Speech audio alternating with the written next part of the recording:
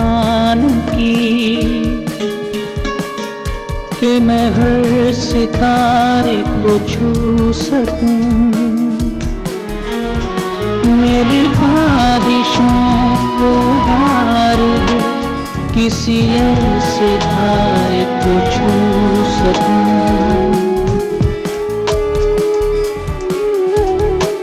न चमकते चाँद की न ही दिल का जलता चराग जो न भूल सके जो न मिट सके मेरी जिंदगी में वो दाग है। जो न भूल सके जो न मिट सके मेरी जिंदगी में वो दाग है। क्या डायमंड रिंग? तुम्हारा दिमाग तो नहीं खराब हो गया? अभी मैंने लाखों लगाए हैं तुम्हारी शादी पर, अब एक नई फरमाइश कर रहे हो? अरे अम्मी, ये जुबैर की फरमाइश थोड़ी है, ये तो किसी और की फरमाइश है जो वो आप तक पहुंचा रहा है। अजब नजर नहीं आ रहा, किधर है वो? उसे सुबह स्कूल के लिए जल्दी जागना होता है। मामूली बातों के लिए उसकी रूटीन नहीं खराब कर सकती है। बिल्कुल ठीक कह रही है ज़रा, हमारा तुमसे कोई ताल्लुक नहीं। अपने तोहफे तहाइफ और अपनी अमीरी की निशानियां अपने ससुराल वालों के लिए रखो तुम। हमें तुमसे कुछ नहीं चाहिए, ना हमारा तुमसे कोई ताल्लुक है और ना ही हम रखना चाहते। साकिब ठीक कह रहा है, हमारा तुमसे कोई ताल्लुक नहीं रहा है, समझी तुम? अम्मी, अरे मेरी बच्ची, अरे देखो साकिब। एवं इसका क्या नाम रखी? नाम सीमा रखी। उसे बहुत खुशी है तुम्हारे यहाँ बच्ची होने की। मैं भी इसका अकीका इतनी धूमधाम से करूंगी कि सारा खानदान देखेगा। जो ना भूल सके जो ना मिट सके मेरी जिंदगी में दाग है।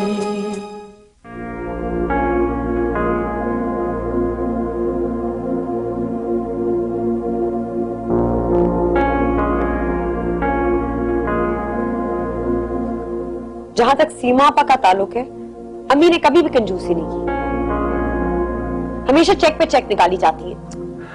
इरम, ऐसा क्यों बोल रही हो? इस अस्पताल के तमाम तर अखराजात अम्मी तो अदा कर रही है। और वैसे भी इस बच्चे का अकीका जो है उसके लिए ग्रैंड पार्टी का बंदोबस्त भी अम्मी कर रही है। और रही बात सीमा आपा की, तो उनको तो उनकी हैसियत के हिसाब से हम गिफ्ट देंगे ना, उनको अपने स्टेटस के हिसाब से गिफ्ट चाहिए होता है। तुम क्यों परेशान हो रही हो? सब ठीक हो जाएगा। बेबी देखो, इतना पाला बेबी है, कितना पाला बेबी है। स्टेटस के मुताबिक हाँ, जुबैर जानता है कि इसकी बहन एक अमीर और बासर इंसान की बीवी है, इसके 100 काम आ सकती है।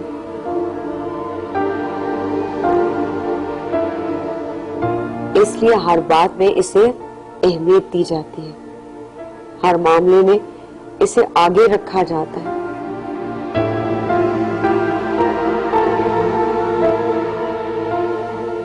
मेरी भी मैके में हैसियत होनी चाहिए, आखिर इनके मुकाबले में मेरा स्टेटस भी हाई है। लेकिन वो मुझे घास तक नहीं डालते। काश मैं भी सिर्फ नाम का ऊंचा स्टेटस ना रखती, बल्कि मेरे पास वाकई इतना पैसा होता कि मैं इन सबको अपने सामने झुका सकती।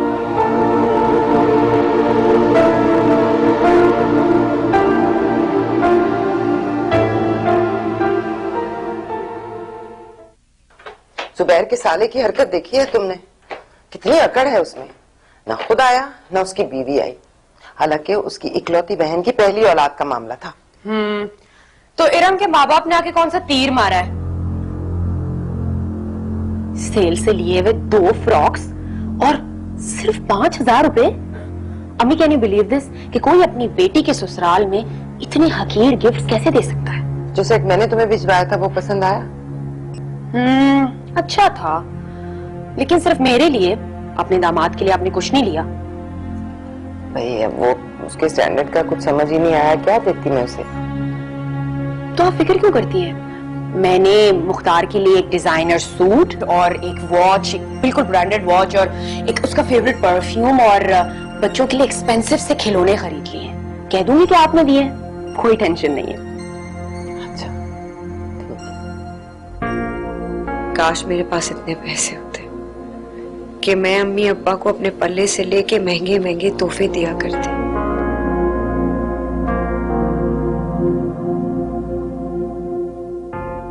मधु, अम्मा की गुड़िया, आज इतने सारे मेहमान आए थे।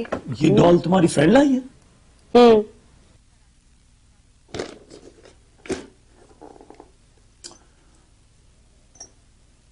तुम्हें मेरा फ्रेंड याद है, अमजद, माय कोलीग? उसने ये क्या? हाय, गोल्ड लॉकेट है। इस कदर खूबसूरत, इसमें परेशानी की क्या बात है? यार परेशानी की बात तो है ना, इतना महंगा अगर वो मुझे गिफ्ट देगा तो मुझे रिटर्न में भी उतना ही महंगा गिफ्ट उसे देना पड़ेगा। और वैसे भी हमारी शादी पे जितने तोहफे तोहफे हमें मिले थे उसका बदला अभी तक मैंने नहीं चुकाया। ये वही है ना जिनके घर हम लोग डिनर पे गए थे? इनका बहुत बड़ा सा बंगला है और बहुत सारी गाड़ियां हैं। हाँ, ये वही है। पिछले साल ये भी उसने सब कुछ लिया है। लेकिन ये तो आपसे जूनियर है ना? क्या आपके ऑफिस में जूनियर एम्प्लॉइज को ज्यादा तनख्वाह दी जाती है? तुम्हें किसने कह दिया कि वो अपने सारे ये अखराजात जो है वो अपनी 35,000 की नौकरी में पूरे करता है? अब समझे, उनके वालिदैन आपकी अम्मा की तरह नहीं होंगे, पैसे मांगने पे जूते मारे और चवन्नी थमाते। देखो इरम, अमजद के अब्बा सरकारी मुलाजिम रहे हैं और वो किराए के घर में रहते थे। ये तो अमजद है जिसकी वजह से वो टूटे फूटे नालियों वाले घर से निकलकर अब डिफेंस में शिफ्ट हुए हैं और उन्होंने अपना साइकिल से BMW तक का सफर तय किया। वो कैसे? जाहिर है हराम कमाता है, भारी रकम वो रिश्वत में वसूल करता है। उसका सिर्फ मैं लिहाज कर जाता हूं क्योंकि वो मेरे कॉलेज का पुराना दोस्त है, वरना मैं कब की उसकी शिकायत लगा चुका होता। आप लिहाज करते हैं और बाकी सब बुरा नहीं मनाते। देखो यार, सब ऊपर से नीचे तक इसी गंद के अंदर लिथड़े हुए हैं और इसके साथ साथ इन्हीं लोगों का माफिया हर इदारे के अंदर एक्टिव है। कौन है इन लोगों पे हाथ डालने वाला? बड़े मजे से पूरे मुल्क कौम को दोनों हाथों से लूट रहे हैं ये लोग। जुबैर, सुनो, अगर ये सब कुछ इतना फायदेमंद है और इतना आसान है तो आप क्यों नहीं करते?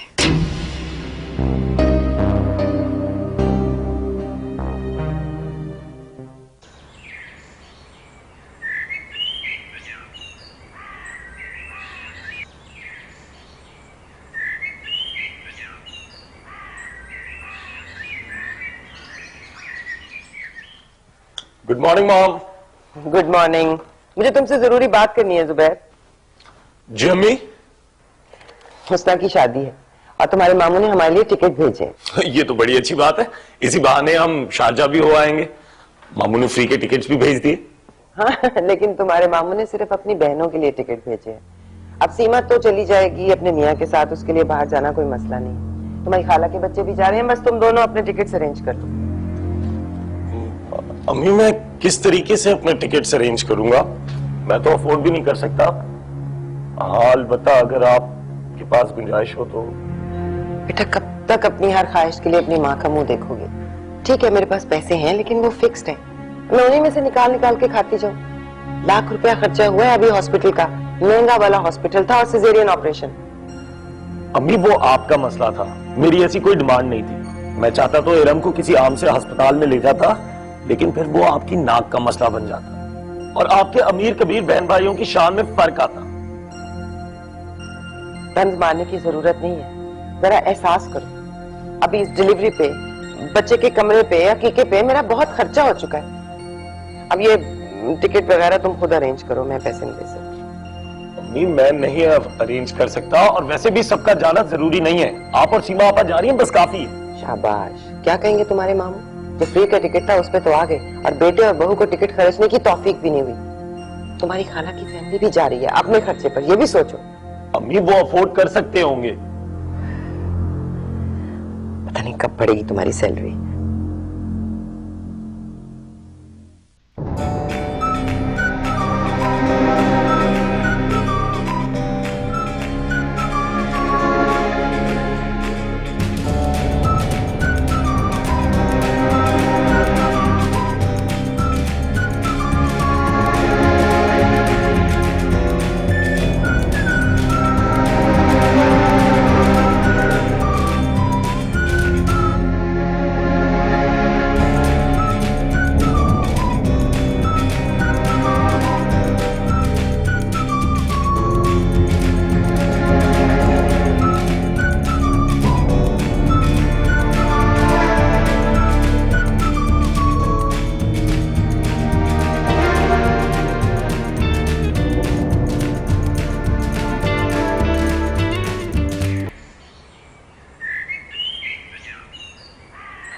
अच्छा अच्छा, हाँ हाँ भाई, अभी तो शादी हुई है। हाँ हाँ, तुम्हारी देवरानी। अच्छा, तो भाई वाह, क्या किस्मत है तुम्हारे देवर की। भाई होती हैं ऐसी खुशकिस्मत औरतें, जैसे ही ससुराल में कदम रखती हैं शौहर की किस्मत बदल जाती है। तुम खुद ऐसी हो सीमा। तुम्हारी शादी के फौरन बाद मुख्तार पर खून बरसने लगा था। ठीक कहते हैं भाई, औलाद मर्द के नसीब से होती है और रिस्क औरत के नसीब से। बस मुझे तो जुबैर की फिक्र है। हाँ, बड़ी तंगी में गुजारा करना पड़ रहा है। बस तुम दुआ करो, अब बीवी के ना सही बेटी के मुकद्दर से ही उसकी किस्मत खुले। हाँ हाँ हाँ हाँ, बड़ी परेशान रहती हूँ मैं उसकी तरफ से सीमा। चलो चलो ठीक है, तुम फिर आओगी तो तफसील से बात हो। मुबारकबाद देना तुम अस्मा को। हर वक्त मुझे ताने देती थी कि मिडिल क्लास फैमिली से आई है, जहेज नहीं लेके। आज उन्होंने मुझे मनहूस कहा।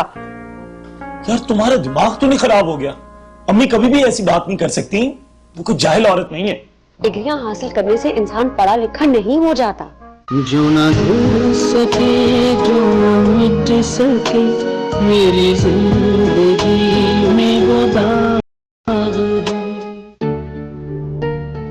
आज तो आपकी वालदा ने कमाल कर दिया। हर वक्त मुझे ताने देती थी कि मिडिल क्लास फैमिली से आई है, जहेज नहीं लेके। आज उन्होंने मुझे मनहूस कहा। यार तुम्हारा दिमाग तो नहीं खराब हो गया? अम्मी कभी भी ऐसी बात नहीं कर सकती, वो कोई जाहिल औरत नहीं है। डिग्रियां हासिल करने से इंसान पढ़ा लिखा नहीं हो जाता। पास भी तो वुमेन्स की कोई डिग्री है और उसकी वजह से तो वो पढ़ी लिखी नहीं है ना। उनकी भी सोच तो दकिया रूसी है। वो तो चाहती थी कि आपकी शादी किसी ऊंचे खानदान में हो, जिनके पास बहुत सारे पैसे हो, घर बैठे आराम से वहीं खाएं वहीं कमाएं। वाह जी वाह, यही उनकी ज़हनियत है कि आपको घर बैठा के घर दामाद बनाएं। इरम बस भी करो, उनके जो भी ख्वाब थे वो मैंने पूरे तो नहीं होने दिए ना। अब इस बात को छोड़ो, वैसे ही मैं बहुत परेशान हूं। परेशान हो? क्यों परेशान हो? अम्मी प्रेशराइज कर रही हैं। अब कह रही हैं कि मामू की बेटी की शादी के लिए हम लोग सब शारजा जाएं। शारजा जाएं? वाह। मगर एक और मसला है। अब क्या मसला है? मेरे पास एक फाइल आई हुई है जो कि मैं आगे नहीं भेजना चाह रहा, और उसकी वजह से मुझे बहुत सारे लोग जो हैं प्रेशराइज कर रहे हैं। ना सिर्फ मेरे कोलीग्स बल्कि जो पार्टी इन्वॉल्व है वो लोग भी बहुत ज्यादा प्रेशराइज कर रहे हैं। मसला ये है कि जितने भी मेरे सीनियर्स हैं वो लोग इस फाइल को आगे करने के लिए कमीशन ले चुके हैं और अब सिर्फ और सिर्फ मेरे साइन का इंतजार है। और आपका कमीशन? आपको कुछ मिलेगा भी कि नहीं? तभी तो मैं तुम्हें नहीं बता रहा था, क्योंकि मुझे पता था कि तुम मुझसे यही कहोगी। देखो, करप्शन की दुनिया एक ऐसी दुनिया है कि जिसके अंदर एक बार अगर मैंने कदम रख दिया तो फिर मैं वापस नहीं आ सकूंगा। ऑक्टोपस के शिकंजे की तरह ये मुझे जकड़ लेगी और फिर ये लोग मेरी एक गलती को पकड़ के हमेशा मेरे अगेंस्ट यूज करेंगे, मुझे ब्लैकमेल करेंगे।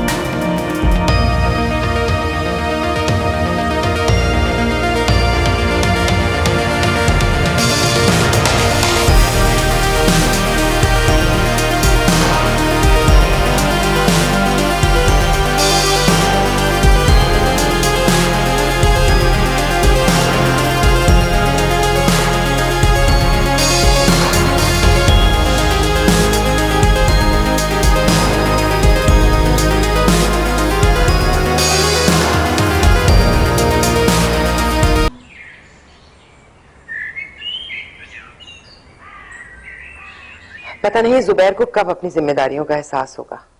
खानदान में नाक ऊंचा रखने के लिए हमेशा मुझे ही कुछ ना कुछ करना पड़ता है, और अब तो लगता है जैसे मुझे जेवर बेचना पड़ेगा। अब इसकी कोई जरूरत नहीं है। कम से कम आपका कोई भी जेवर अब नहीं बिकेगा, मेरे काम के लिए तो नहीं भाई। क्या मतलब? मैं अकेली नहीं जाऊंगी शादी पर, तुम नहीं जाओगे तो मैं भी नहीं जाऊंगी। मेरी बड़ी सुबकी होगी, सब क्या कहेंगे, मुफ्त का टिकट मिला तो भागी भागी आ गई। अम्मी हम सब जाएंगे, मैंने सारा बंदोबस्त कर लिया। बंदोबस्त कर लिया? कैसे? मुझे अपने महकमे की जानिब से कमीशन मिला है फॉर अ प्रोजेक्ट। इसे आप टिकट्स की फिक्र ना करें, बल्कि मैं आपको बहुत सारी शॉपिंग वहां से करवाऊंगा। और हाँ, मामू के घर जाने के लिए जो आपको तोहफे चाहिए वो भी मेरी तरफ से। वाकई? सुबह देखो, सोच के बात करो। सीमा की शादी पर तुम्हारे मामू ने 2 लाख का चेक दिया था, बहुत बड़ी रकम है ये। और अभी इरम को कंगन डाले हैं सोने के। हाँ, तो आप एक काम करें, हुस्ना के लिए कोई सेट ले जाए। सुबह एकदम से इतना कमीशन कैसे मिल गया? पहले तो मेरी तनख्वाह थी। अब कमीशन मिला करेगा, मैं जो इनकी जिंदगी में पहले नहीं थी इसलिए। वैसे भी आपने खुद ही तो कहा था, रिस्क जो होता है वो औरत के नसीब का होता है।